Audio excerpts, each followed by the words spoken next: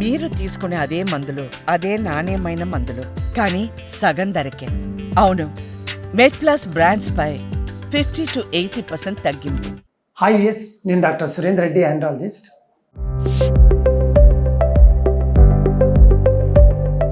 జనరల్గా మన ఆండ్రో కేర్లో ముఖ్యంగా అపాయింట్మెంట్ గురించి నేను ఎప్పుడూ చెప్తూ ఉంటాను, మరొకసారి మీకు వివరిస్తాను. నేను ప్రతిరోజు 100 మందిని పేషెంట్స్, అంటే మీరు అడిగారు, ఇంకోరు అడిగారు, XYZ ABC అడిగారు అనుకోండి, 6 మందిని రమ్మని వింటాము. ఆ విధంగా అంతా అయిపోయి లాస్ట్కి ఒక 100, ఈరోజు అందరినీ చూడాల్సినది 100 అనుకోండి. నేను ఒక్కొక్కరికి ఎంత టైం కేటాయిస్తే 100 మందిని చూడగలను? Approximate 2 or 3 minutes. మీరు నా మీద ఏదో ఎక్స్పెక్టేషన్ పెట్టుకొని వస్తారు, ప్లస్ అట్లీస్ట్ మీ ప్రాబ్లం విన్నీకైనా నాకు ఒక 3 నిమిషాలు పడుతుంది. వచ్చారా? ఓకే. శ్రీనివాస్ వచ్చావా? ఓకే. కానీ మరి అంగస్తంభన ప్రాబ్లమా? సరే బాబు జూనియర్, కమాన్ ఈ ట్యాబ్లెట్ రాసాయి అని నేను అనొచ్చు. 2 నిమిషాల్లో అయిపోతుంది. నేను 100 మందిని చూడగలను. మీ సాటిస్ఫాక్షన్ ఎక్కడ పోతుంది చూడండి. మళ్ళీ వెళ్ళి అడగరు, అంటే నా దగ్గరికి మళ్ళీ రారు. నలుగురికి మీరు అరే అంత డబ్బా బ్యాచ్ రా సార్ దగ్గర అని అనేస్తారు. ఇది వాస్తవం. మీకు నిజంగా అపాయింట్మెంట్ ఇష్యూ ఉంటే ఏ రోజైనా సరే evening 4 o'clock to 5 o'clock exclusive మన మెడ్ప్లస్ వ్యూయర్స్కి. మళ్ళీ చెప్తున్నా, మెడ్ప్లస్ వాళ్ళకు నాకున్న ఆ అవినాభావ సంబంధంతో చెప్తూ ఉన్నాను. ఖచ్చితంగా మీరు వ్యూయర్స్ ఎవరైనా సరే అపాయింట్మెంట్ కావాలనుకుంటే మేము ఇట్లా సార్ క్లియర్గా చెప్పారండి, 4 to 5 evening 4 o'clock to 5 o'clock appointment అని చెప్పారని చెప్పేసి 4 మళ్ళీ మీరు పూర్తి 5 గంటలకు వస్తే ఏమవుతుందంటేను, మార్నింగ్ వచ్చిన రివ్యూస్ చూస్తూ ఉంటాం. మనకు జస్టిస్ చేయాలి వాళ్ళకు. ఏదో పొద్దున్న చూసేసాం కదా పో అని చెప్పలేను నేను. సో 4 to 5 అంటే ప్రిఫరబ్లీ 4కే పెట్టుకోండి. వచ్చారంటే రెండో పాయింట్ ఒక్క 1 hour, అంటే వాళ్ళు పాపం ఎప్పుడో అపాయింట్మెంట్ తీసుకొని వచ్చింటారు, వాళ్ళని బైపాస్ చేస్తూ మీకు ఇవ్వలేం కాబట్టి, సో మీరు 1 గంట లేదా 1.5 గంటల అలా ఉండే విధంగా వస్తే నేను తప్పక చూసి మీకు సంబంధించిన ప్రాబ్లం తెలుసుకొని వాటికి సొల్యూషన్ ఇస్తాను. సో ఈవినింగ్ 4 o'clock మీకు ఏ ప్రాబ్లం ఉన్నా ఆండ్రాలజీ సంబంధంగా 1 గంట 1.5 కూర్చోగలిగితే నేను తప్పక మిమ్మల్ని చూసే పంపిస్తాను. మీ వయసు నాకు యాక్చువల్గా తెలియదు, ఎందుకంటేను టెస్టోస్టిరోన్ తక్కువ ఉంటే దానికి సంబంధించిన ట్యాబ్లెట్స్ ఉంటాయి, ఇంజెక్షన్స్ ఉంటాయి. ఈ మాట వయసు అని ఎందుకన్నాను అంటేను, టెస్టోస్టిరోన్ ఇచ్చేటప్పుడు మీరు ఫర్టిలిటీ ఇష్యూ కూడా ఉందా లేదా చూసుకోవాలి. చాలామంది ముఖ్యంగా జిమ్స్లో ప్రాబ్లం, జిమ్కి వెళ్తాం కదా మనము ఎక్సర్సైజ్ చేయడానికి, వాళ్ళు టెస్టోస్టిరోన్ బూస్టర్స్ అని తీసుకుంటూ ఉంటారు. అప్పుడప్పుడు సజెస్ట్ చేసే వాళ్ళని కూడా నేను చూశాను. డైరెక్ట్ టెస్టోస్టిరోన్ తీసుకున్నప్పుడు ఏమవుతుందంటే స్పెర్మటోజెన్సిస్, స్పర్మ్ వచ్చే ప్రక్రియను సప్రెస్ చేస్తుంది అది. అందుకు నేను మీ వయసు అడిగాను. లేదు సార్, ఆల్రెడీ నాకు 2 పిల్లలు ఉన్నారు, ప్లస్ నాకు సెక్షువల్ లైఫ్, ప్లస్ టెస్టోస్టిరోన్ లేకపోవడం వల్ల వచ్చిన నష్టాలు నాకు వచ్చాయన్నారా, అప్పుడు నేను డైరెక్ట్ టెస్టోస్టిరోన్ ట్యాబ్లెట్స్ ఫామో, జెల్ ఫామో, ఇంజెక్షన్సో పెడతాను. క్లియర్ అవుతుంది. లేదు మీరు ఫర్టిలిటీ గురించి కూడా, అంటే సెక్షువల్ ప్రాబ్లం ఉంటేనూ టెస్టోస్టిరోన్ తక్కువ ఉందనుకుంటున్నారు, ప్లస్ ఫర్టిలిటీ గురించి కూడా, పిల్లల గురించి ఆలోచన, మేము ఇప్పుడు ఆ ప్రక్రియ కూడా ఉంది సార్ అనుకుంటే, టెస్టోస్టిరోన్ ఇంప్రూవ్ చేయడానికి పదార్థాలతో పాటు, అంటే న్యాచురల్ ఫుడ్స్తో పాటు నేను వేరే ట్యాబ్లెట్స్, ఇంజెక్షన్స్ ఇస్తాను. ఇవేం చేస్తాయి, డైరెక్ట్ టెస్టోస్టిరోన్ ఇంప్రూవ్ చేయకుండా ఇండైరెక్ట్గా బ్రెయిన్ మీద యాక్ట్ చేసి పనిచేసి బ్రెయిన్ కింద టెస్టిస్కి సిగ్నల్ ఇచ్చే విధంగా హెల్ప్ చేస్తుంది. కాబట్టి తక్కువ టెస్టోస్టిరోన్ ఉంటే ఖచ్చితంగా మంచి మెడికేషన్స్ ఇద్దాము. కానీ మీ ప్రయారిటీ ఏంటి?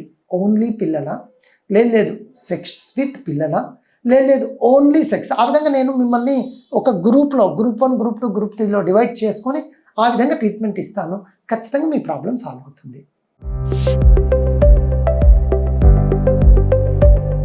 వారికోసిల్ గ్రేడ్ 2 చాలా పెయిన్ అన్నారు.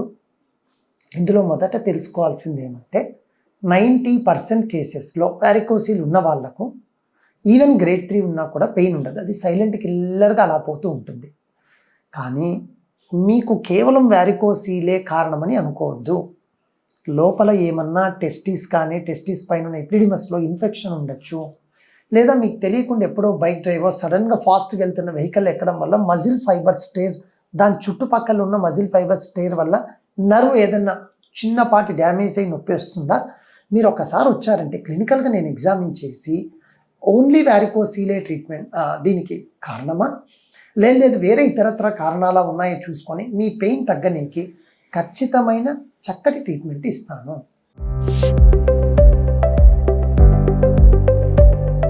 చాలా చక్కటి క్వశ్చన్ అడిగారు. 10 సంవత్సరాలైనా ఇప్పటి వరకు పిల్లలు పుట్టట్లేదు అంటే నేను ఫస్ట్ మీకు 2-3 సజెషన్స్ ఇస్తాను. అందులో ఫస్ట్ది వచ్చేసి ఇమ్మీడియట్గా ఒక మంచి గైనకాలజిస్ట్ని కలిసేసి రొటీన్ చెకప్స్ చేయించుకోవాలి మీ తరపున. సేమ్ టైంలో మీ పార్ట్నర్ని సీమన్ అనాలిసిస్ చేయించుకోమనండి. ఈ 2 బాగున్నాయనుకోండి, పర్ఫెక్ట్. మీరు అడిగిన అసలైన క్వశ్చన్కి ఆన్సర్, సార్ ఏమైనా పిల్లో లాంటిది ఏదన్నా మనం ఆ ప్రక్రియ జరిగేటప్పుడు పెట్టుకుంటే అవుతుందా అంటే, యూజువల్గా మిషనరీ పొజిషన్లో ఉన్నప్పుడు కొంతమంది మగవారికి ఆ పొజిషన్ ప్లస్ తలాభావం ఆ ప్రక్రియ జరిగే టైంలో ఇబ్బంది ఉంటుంది. కాబట్టి 1 లేదా 2 మీడియం సైజుడు అయితే 2 పిల్లోస్ కనుక వేస్ట్ కింద పెట్టుకోగలిగితే యూజువల్గా పొజిషన్ కొంచెం అడ్వాంటేజ్ ఇవ్వచ్చు. అంటే మీకు సీమన్ అంతా మీ పార్ట్నర్కు చక్కగా ఉంది, కౌంట్స్ విషయంలో, క్వాలిటీ విషయంలో, స్పర్మ్ గురించి మీకు రెగ్యులర్ సైకిల్స్ అవుతున్నా, ఏ ఇష్యూస్ లేవు. కేవలము ప్రక్రియలో సెక్స్లో పాల్గొన్నప్పుడు ఇబ్బందిగా ఫీల్ అవుతున్నాము అనుకున్నప్పుడు ఈ పిల్లోస్ వేస్ట్ కింద పెట్టుకోవడం వల్ల ఖచ్చితంగా ఒక గుడ్ పొజిషన్ కనుక మీకు రాగలిగితే మీకు చక్కగా న్యాచురల్ ప్రెగ్నెన్సీనే వచ్చే అవకాశం ఉందండి.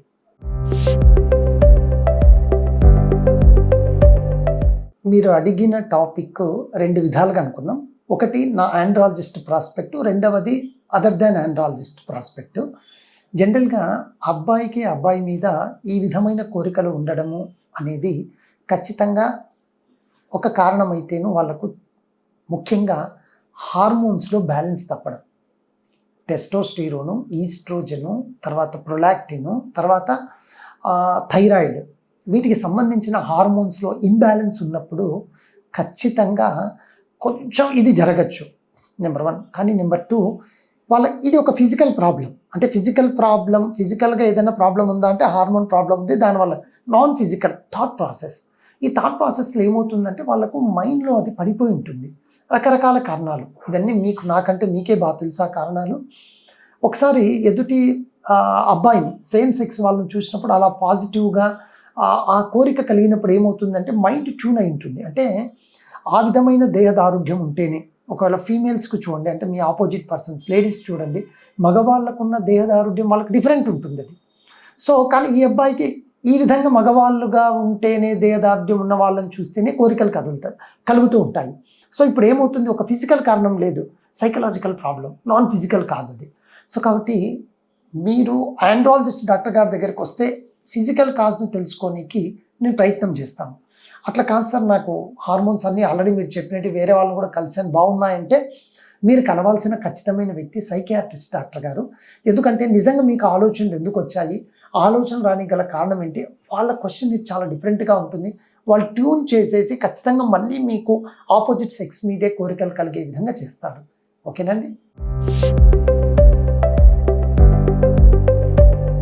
నేను 10 వీడియోస్ నావి చూస్తే అందులో 4 వీడియోలు ఓన్లీ ఎప్పుడు అంగము, చర్మమే మాట్లాడుతుంటా. మీకు కూడా అనిపిస్తూ ఉంటుంది. కానీ ప్రతిసారి మాట్లాడిన ప్రతిసారి కూడా టైట్ స్కిన్ అంటూ ఉంటాను కదా. వాస్తవంగా చెప్తూ ఉన్నాను, ఈ మాట ఇంతకుముందు కూడా చెప్పాను.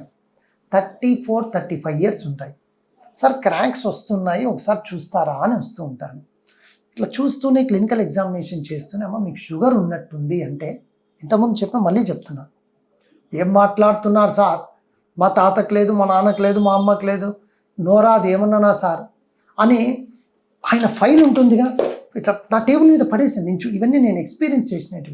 నమస్తే లేని సార్ వెళ్ళొస్తాను వెళ్ళి మళ్ళీ కరెక్ట్ 15 రోజులే సార్, 15 రోజులకు నాకు తిరిగి వచ్చారు.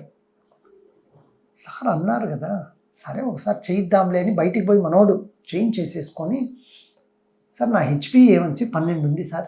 వాళ్ళు చెప్పినదండి 12 ఉందని గూగుల్లో వెతుకుతే, అరే బాబు HbA1c 12 అంటే ఇంకా నువ్వు ఆ షుగర్ లెవెల్కి ఏం రాని డ్యామేజ్ అయిపోతుంటే ఆర్గాన్స్ అని క్లియర్గా ఉంటుంది. ఫిజిషియన్ దగ్గరికి వెళ్తే ముందు సార్ దగ్గరికి వెళ్ళి థ్యాంక్స్ చెప్పి రాపోడు, ఎంతమందిని చూశాను. నన్ను ఫస్ట్ అబ్బాయి సార్ నన్ను ఏమనుకో, సారీ సార్, ఏమ్మా పర్వాలేదులేమ్మా, ఏదో నేను ఉన్నది చెప్పాను, నేను చదువుకున్నాను, జ్ఞానంతో చెప్పాను, మీకు ఎమోషన్ ఉంది, నేను ఆ విధంగా కాకుండా ఇది షుగర్ ఉండొచ్చేమో అని అంటే నువ్వు హ్యాపీగా ఫీల్ అయ్యేవాడిపో, ఏమో ఏం జరిగింది చెప్పండి మా అంటే, లేదు సార్ తినకముందు 250, తిన్న తర్వాత 450 అయింది సార్, ఇంకా కొన్ని రోజులు ఉంటే నీ కిడ్నీ అన్ని చిన్న చిన్నగా బాగా తినేసేది అని సార్ నాకు చెప్పిన తర్వాత నేను చేసిన తప్పేం తెలుసుకున్నాను సార్. మీరు అయినా పోయేటప్పుడు నేను పేపర్ పక్కన వేసిన ఒక 4 ట్యాబ్లెట్లు రాశారు, మానిపోనికి ఒక క్రీమ్ రాశారు, వాడుకున్నా.